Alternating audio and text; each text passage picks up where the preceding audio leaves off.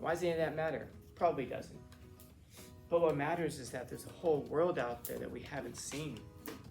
And we make these vast statements about the world, having never been there before.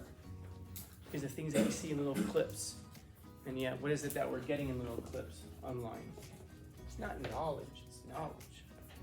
So that means that we don't have, even if you're wise, we're going to base our lives off of a false knowledge. We have to be careful not to do that because your life is precious, because it's important. The things that you do and the things that you don't do are meaningful because your life is meaningful. And again, it's only with the roughness of our eyes that we think it's not, that every little decision that plots the course of our lives starts to matter. Or you can talk to people who are wise, listen to what they say, and gain it. You can read ancient texts, old books, and you can gain this. Or you can spend your whole life and hopefully at the end, maybe have this. Now, the sooner you get this, the better it is. There's no reason you can't be 18 or 19 and wise. Some of you maybe are that person already who your friends come to for advice. Some of you maybe have friends who you go to for advice. If you're that person who people come to for advice, then you absolutely have an obligation to become wise because there's something in you that people have identified as worth coming to. And people don't have people to go to. So they've chosen you. Congratulations. Now you have an obligation to become wise. I don't want to be. Yeah, I know. I feel bad for the wood that becomes the violin, but that's what it is, right?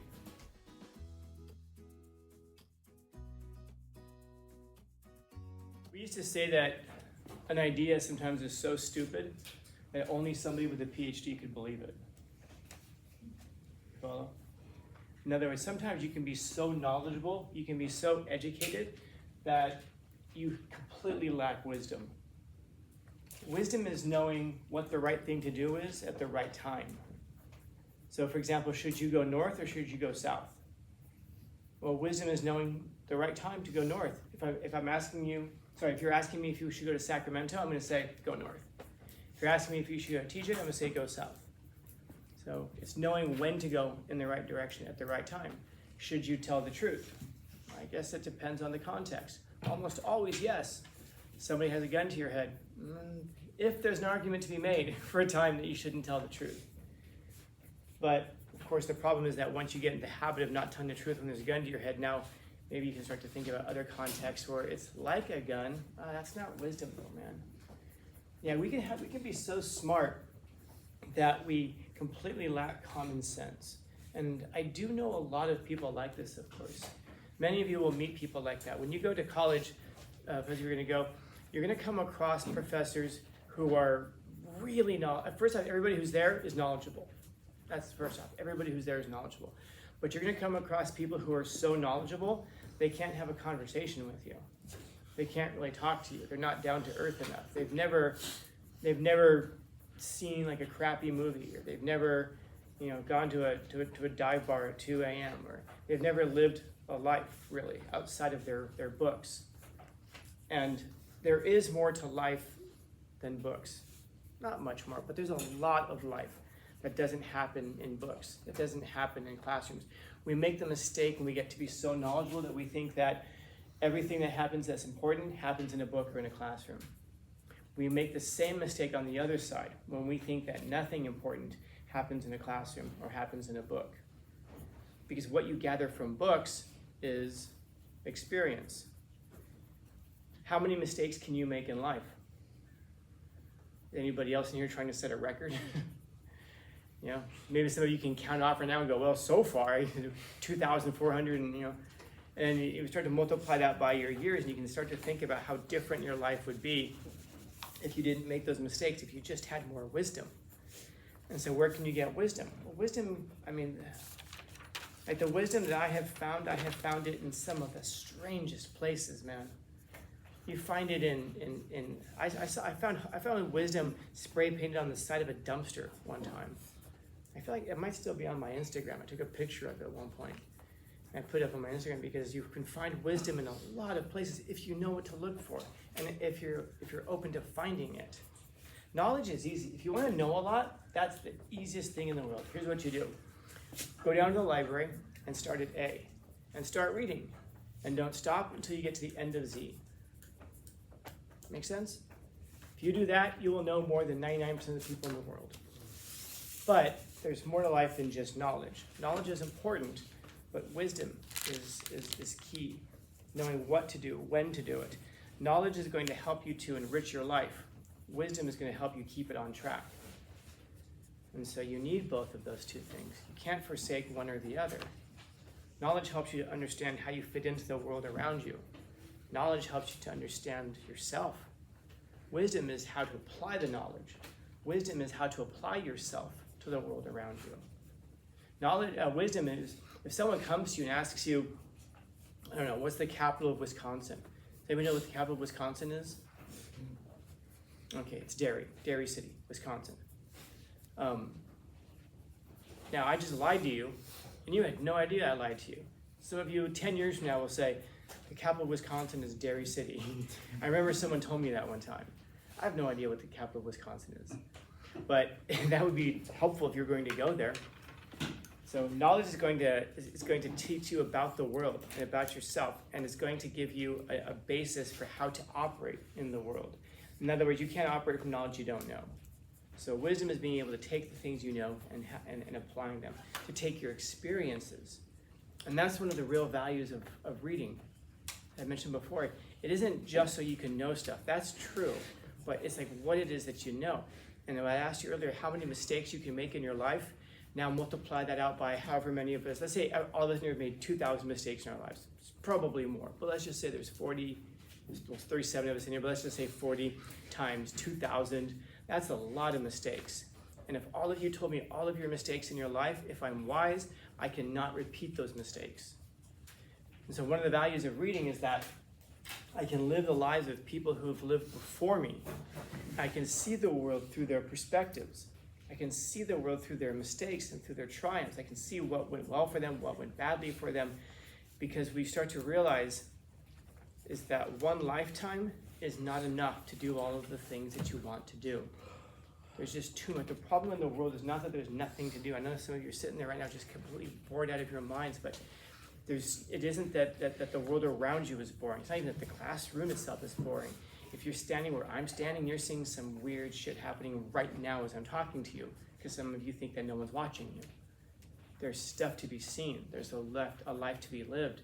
And that's just within these walls at this moment. Outside of this classroom, there are faces carved into mountains in South Dakota. You ever think about that? Why do we carve faces into a mountain? People died to do that. Why do we do it?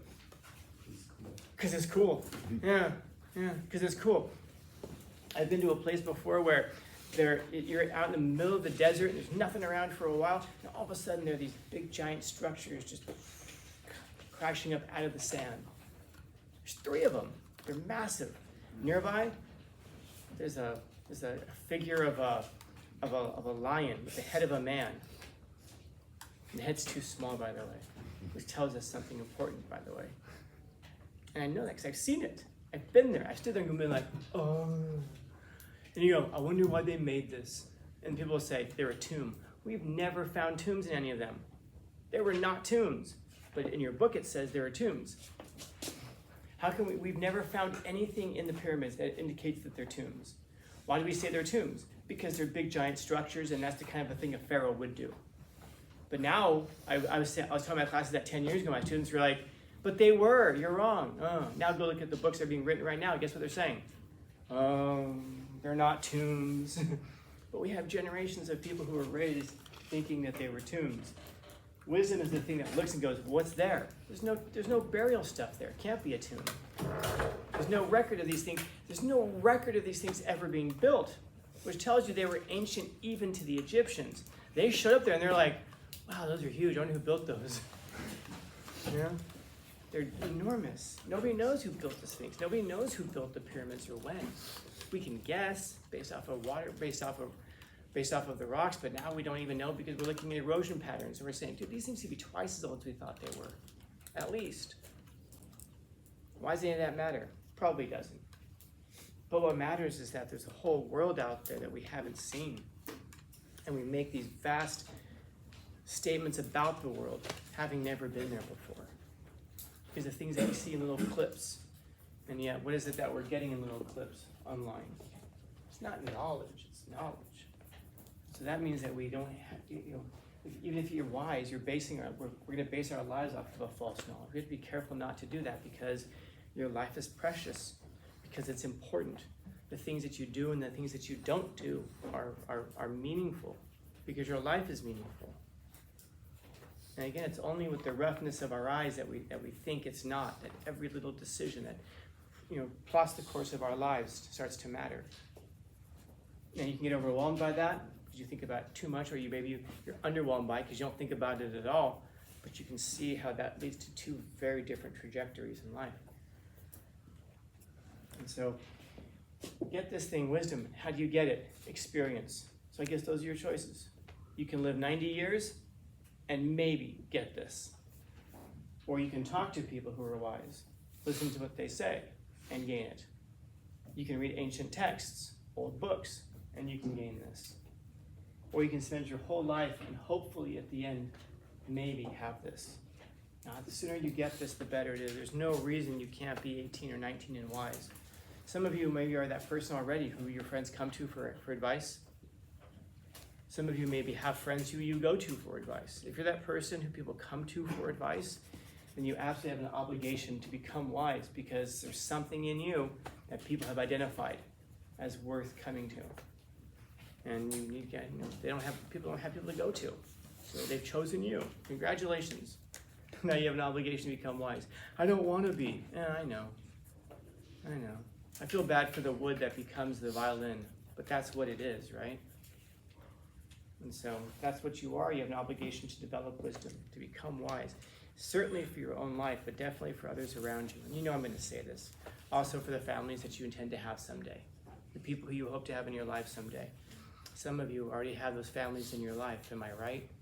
And they look like flour. How come all the babies are white? All flower babies. By the way, do me a huge favor if you would. Wisdom. Don't dress up your babies like the men who left. I debated that point, but it was wisdom to say it, right? Yeah. Questions, comments, concerns, complaints, criticisms, critiques? Hey, having said that, I appreciate you guys, man. Despite me making comments like that throughout the year, you guys, your class voted me as one of your most positive teachers. Somehow I made the top 10 again. So despite saying stuff like that, so I appreciate you. You guys are forgiving and willing to overlook obvious flaws.